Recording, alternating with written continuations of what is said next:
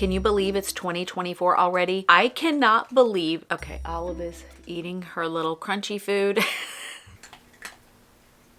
There's Miss Olive. I mean, I literally cannot believe that 2023 is over with. It was the fastest year on record, and I know that that's not scientifically possible, but for me, it flew by. And this year, I've decided that I want to plan out my crocheting and knitting projects for the year. I've never done that before. She's sitting on the bed. Here she comes.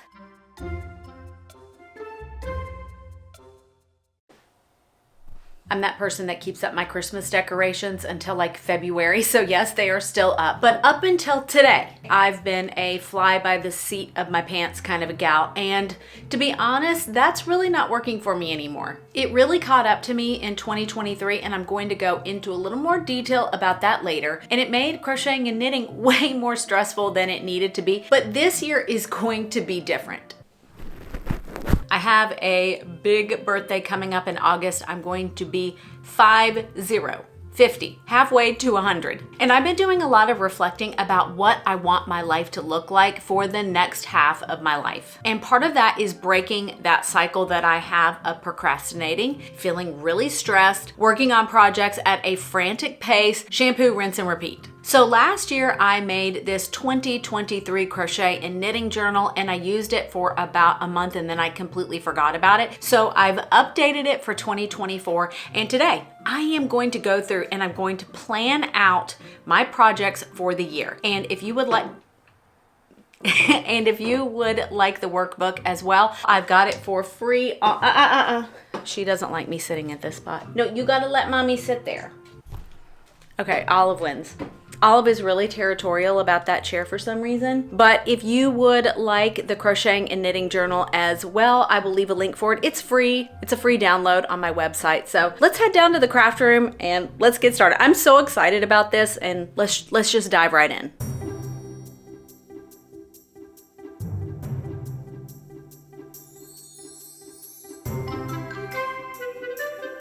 I'm going to put my journal into my happy planner. That's just because that's where my calendar is. You don't need a happy planner to be able to do this. You don't even need the workbook to be able to do this. You can do this on a sheet of paper. You can do this digitally. Some people really like to plan out their projects on Ravelry. Do what works best for you.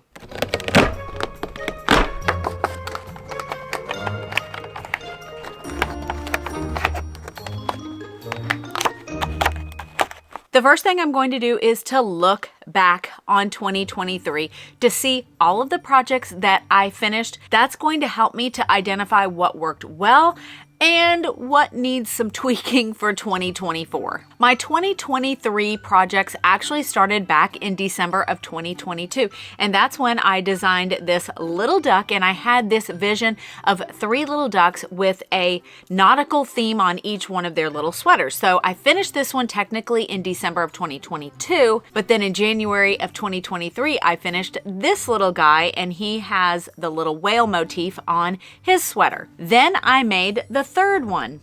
And you'll notice that he doesn't have a little motif on his sweater. It's just plain. I do think it's cute, but he's not finished. He doesn't even have his tail yet. This is one of those projects that turned out really well. I love how he looks. I think that each one of the ducks is so cute. The problem is I didn't finish it. I haven't finished this design. The goal was to have a published pattern and a video tutorial, and that still hasn't happened, and it's January of 2024. So we're talking a whole year. And I did learn a valuable lesson from this. I need a deadline. And I will show you that I can finish projects and publish patterns when I have a deadline. But this one didn't get finished, and it is on the top of my list of things to do in 2024. So hold me accountable to this. If you don't see this pattern coming out anytime soon, I want you to put in the comment section, hey, where's the duck? One of the most important things that I want to do in 2024 is to continue learning new things, and that's why I love partnering with Skillshare. Skillshare is the largest online learning community for creatives. They have thousands of amazing classes in so many different areas like crocheting, knitting, and sewing, just to name a few. What I love most about Skillshare classes is that they are taught by industry professionals. They're all online. You can learn from the comforts of your own home, and they're all ad-free. I've created a learning path for crocheters, whether you are an absolute beginner or you want to polish up your existing skills. I am so excited about this, and I've listed 8 different classes that will take you through the fundamentals of crochet, to granny squares, to learning how to crochet fingerless mitts, to a shawl, all the way to a fully crocheted garment. And I've also included 3 classes for learning how to crochet amigurumi, which is my favorite. These classes are taught by some of the best known crochet teachers out there, like Tony from TL Yarn Crafts and Lee Sartori from Coco Crochet Lee, just to name 2. And what's even better is that the first 500 people to click my link in the description box below will get a 1-month free trial of Skillshare. Thank you so much to Skillshare for sponsoring today's video. The next project I finished in 2023 was this pig, and I called him the 3 not so little pigs. And yes, I did make 3 of them. So I've got this one, and I've got this one. Yeah, they're not small. They're much bigger than any other amigurumi design that I've ever done. I made these little guys with a collaboration with the Sewing Box magazine, and because I had a deadline, I got it done. And this is one of my favorite projects of 2023. The next project I finished in 2023 was this little groom doll. I designed him in record time, and again, I had a deadline, but I did make a lot of mistakes with this pattern because I didn't take good notes, and I've talked about that in other videos. But I did learn that I, again, can get things done in a very quick amount of time if I have a deadline, and also I learned that I need to take good notes. And I'm still working on this little guy. I have already made a second little groom, and he's so cute, but I do find that it's pretty interesting that even using the exact same yarn, this is Yarn Art Jeans, the same size crochet hook, a 2.5 millimeter hook, these 2 little guys turned out very different sizes. And to be honest, I really think that it was my tension. With the groom, I was working at a breakneck speed because this was for my daughter's wedding, and there was a definite due date, and I wanted it to be done for her wedding day. And I literally, let me show you, I was literally working on the bride on the day of the wedding. Within a couple of hours, I was still working on this skirt. I was sitting there in the reception area with my mother of the bride dress on.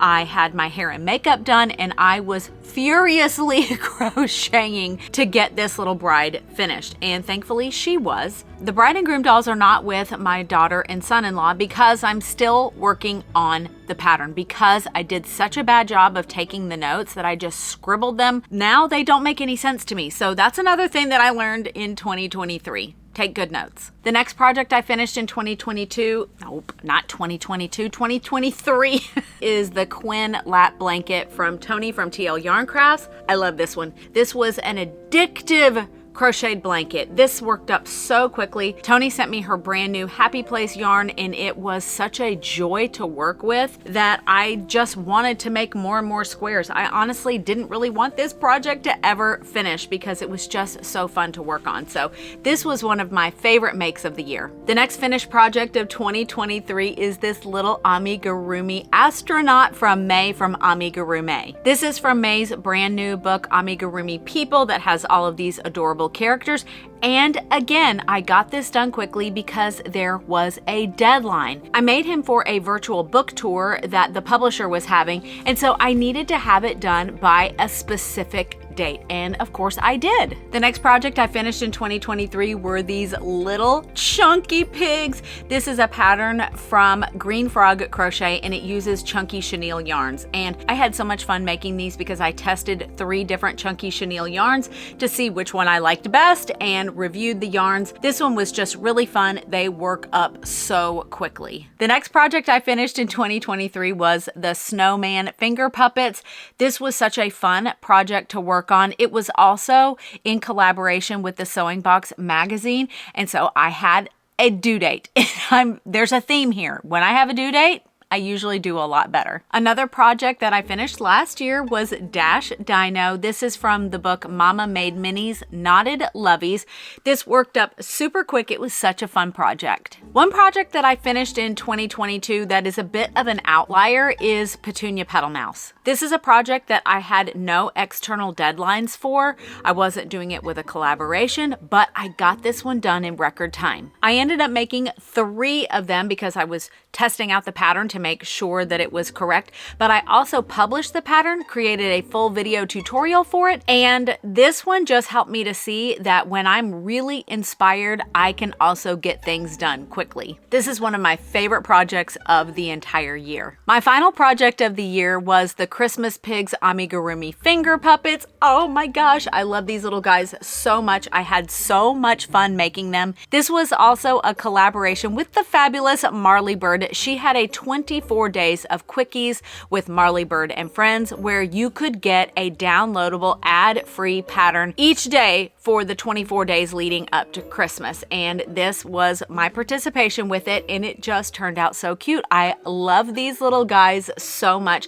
And yes, they work up super quickly. I still have the free pattern on my website plus a video tutorial if you want to make yourself. They don't have to be Christmas. You could put different colors on them to make them exactly the way you want them. The next page of my workbook is about whips, and those are works in progress. These are projects that I didn't get finished in 2023, but I want to finish them in 2024. There are a couple of projects that I decided to DNF. I decided I don't want to finish them, and that's okay. It's okay to let go of projects that you started with a lot of enthusiasm, but for one reason or another, you're just not going to finish them. And you are allowed to do that. The first whip that I am definitely going to finish in 2024 is this Granny Square table runner. And the reason why this didn't get finished in 2023 is because I ran out of yarn.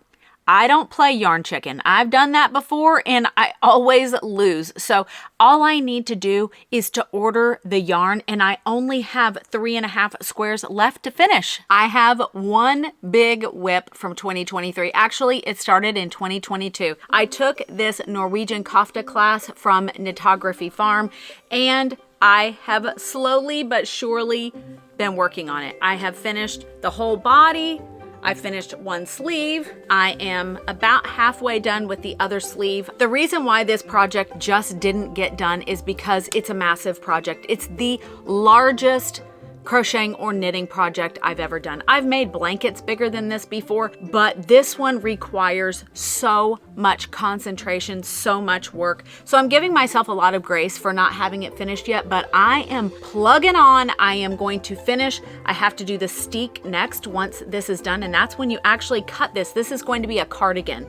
And right up here the middle, we're going to cut it. We're going to add a button band, and then we're going to add the collar, and it's going to be beautiful. It is riddled with mistakes. I will say that, but I learned so much and I'm going to finish it in 2024. So hold me accountable. The next section in my workbook is important dates. Now, this is something that I really want to focus on in 2024. For example, when I was working on the bride and groom dolls, I knew back in January of 2023 that my daughter would be getting married in July. And it would have been a good idea if I had started planning this project much earlier. So that's what I'm going to super focus on this year, is getting those dates and then working backwards. So for example, I know that I'm doing a collaboration in March, so I'm going to work backwards. So I know that I need to get started on that project this month, but at the latest, the beginning of February, because I need to give myself plenty of time. The next section in the workbook, and one that I think it's the most exciting part for me, is the bucket list. My bucket list this year is to complete one of the patterns from Charming Colorwork Socks by Charlotte Stone of Stone Knits. I have been following her for quite some time on Instagram. I love everything that Charlotte designs, and she has the most whimsical, fun knitted sock patterns you've ever seen, and I want to make one of these so much. I have a dream of someday opening my sock drawer and it's just full of hand knit socks. So